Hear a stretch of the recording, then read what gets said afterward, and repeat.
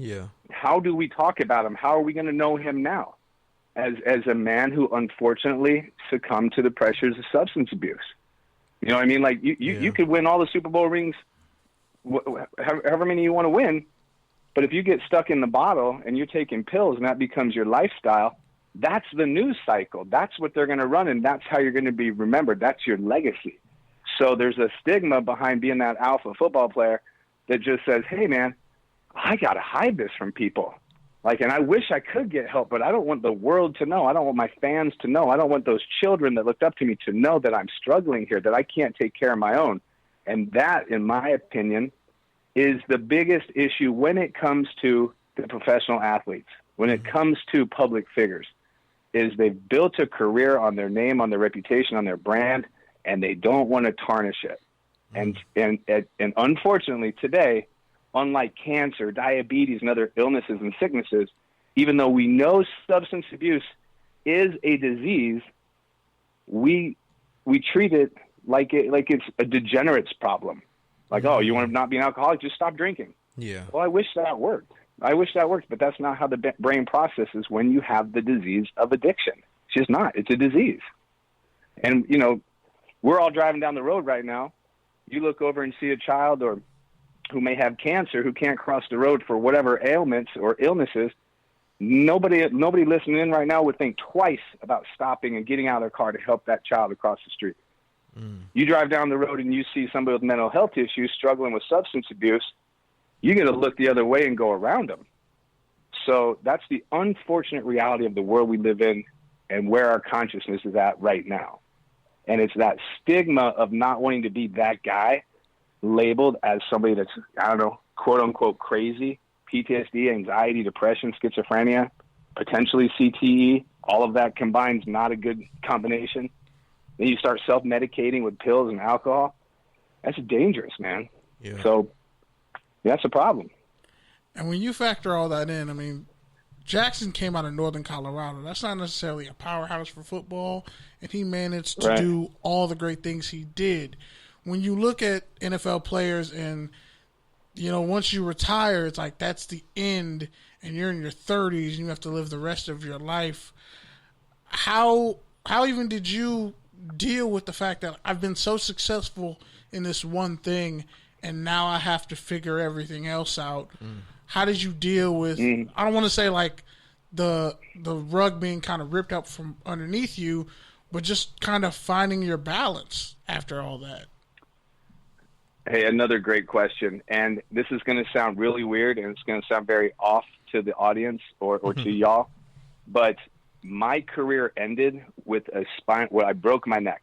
I was playing, I broke my neck, and case in point, I played 4 games after I broke my neck because I didn't want to tell anybody that I couldn't feel my arm and my shoulder was numb. That was my symptom for my broken neck. I didn't want to tell anybody. I still played. I was still going head-to-head with Ken Norton Jr. against the Niners. I was still running down on kickoffs because I knew if I went and I said something, there was a high probability that a guy like me was never going to see the field again. I was going to get cut, dropped, that's a wrap. So I left at the end of the season, and when I came back for the first OTA for the next year, I walked in and my right arm's 19 inches, my left arm was like 12 inches. All the nerves had died, the muscles had died. They immediately saw something was wrong. They sent me out to the doctor. The doctor's like, you got a broken neck. Immediately sent me out for surgery.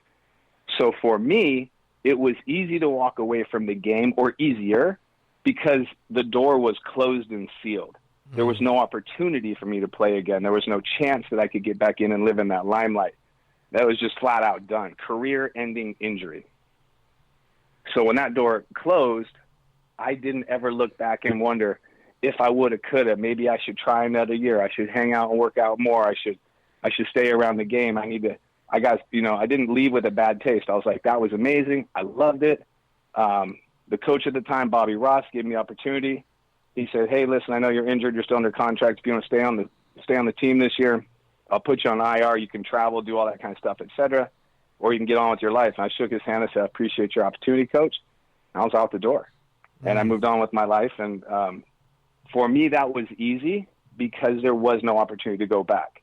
Now, did I love every second of it? Man, of course. I worked my whole life to get there. But it's the guys that that leave because they aged out or somebody came along better or they're making too much money and they could be replaced by a rookie to do the same job that makes less. I mean, you got to imagine, guys, there's 53 active players on a roster. It's about 1,500 active NFL football players at any given time.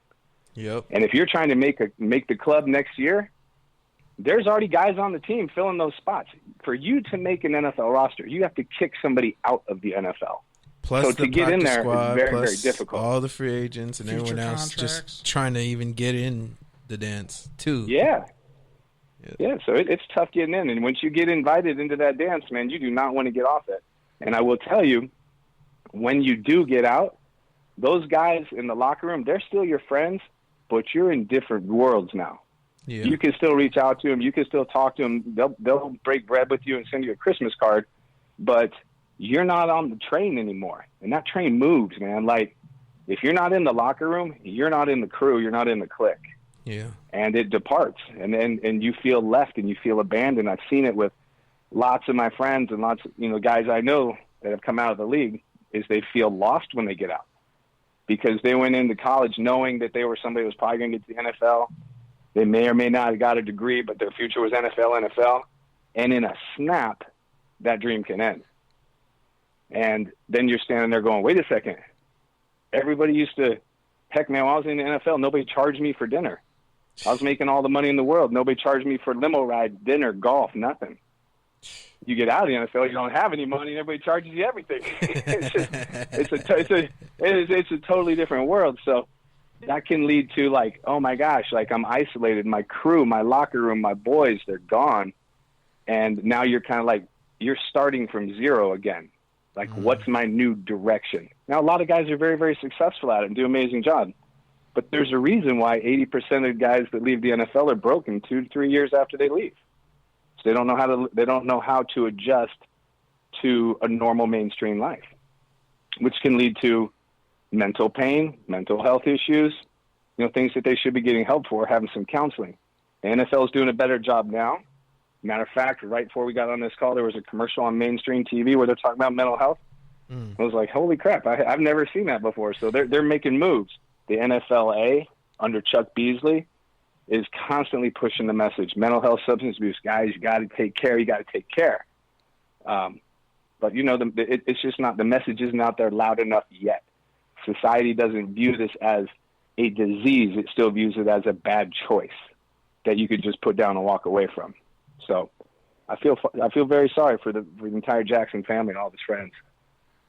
Indeed. And when you think about the mindset of an athlete, just to even be the best at that level, there's a certain form of, maybe you could say, toxic ambition with that. And then you throw in, substance abuse and mental health.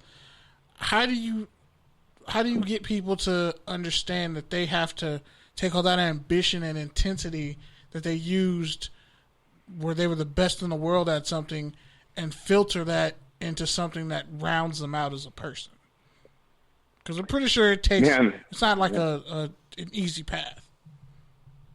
Yeah, it's I would say, from my history of knowing, my brothers that have played and whatnot, it sounds like it should be easy. It sounds like, hey, you should step out of the game and you've made some money. You should be able to move into whatever career field, finish your education if you didn't, pay for businesses to start up, etc. But you have to remember that the majority of these guys in the NFL, and I'm not talking about everybody, I don't want a blanket statement, but the majority, they kind of had an idea by the time they were in high school that they were special. And then they get to college and they're special. And they kind of know that they're going to move on and they're going to make their career in the NFL. And I'm telling you, nobody goes into the NFL saying, hey, I want to do 1 or 2 years. They're all like, I'm going to do 10, 15 years. I'm going to rack up X amount of dollars, and then I'm just going to sit fat on the beach. Well, that happens to like 2% of the guys. You know what I mean? Like, so the rest of the guys are left standing there. They have a little bit of dough in the bank, but they don't even know, like, what do you want to do? It's not even a thought process that they've ran through their mind. Do I want to be a school teacher? Do I want to be a chemist? Do I want to be a doctor? Do I want to be a lawyer? Like, where do I go from here? They're back to zero. And if they don't have the support system around them or the ambition or the drive around them, it's hard to know even where to go. And like I said to myself, the silver lining of my neck injury was I knew that career was over. Most guys get pushed out of the league because somebody younger, faster, a little bit better came in. So they try and hold on for 2 and 3 years, working out, running from coaches, running to combines, trying to stay in the mix. And the depression just builds because year after year, nobody picks them up. They keep going to training camps and they're not making it. It just builds that overwhelming pressure. And they start to get paranoid about the fact that, man, when I used to walk in the room, everybody wanted to talk to me, shake my hand, get autographs. Now I walk in the room, people, they don't even pay me any mind. So it's like living a whole new separate life that starts from zero with no run up to it. And it can be shocking.